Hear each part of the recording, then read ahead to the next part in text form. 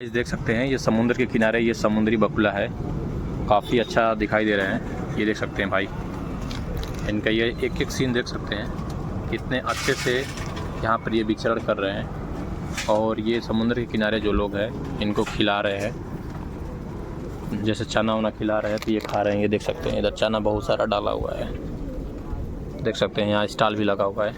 तो आप बताइए कि आपको ये वीडियो कैसा लगा। आप देख सकते हैं समुद्र के किनारे ये बस है, ये समुद्री बकुले, मुझे तो बहुत अच्छा लगा। आपको बताइए आपको ये कैसा लग रहा है। अगर आपको ये घूमना है तो ये पोरबंदर के किनारे आप आ सकते हैं, समुद्री बीच पर।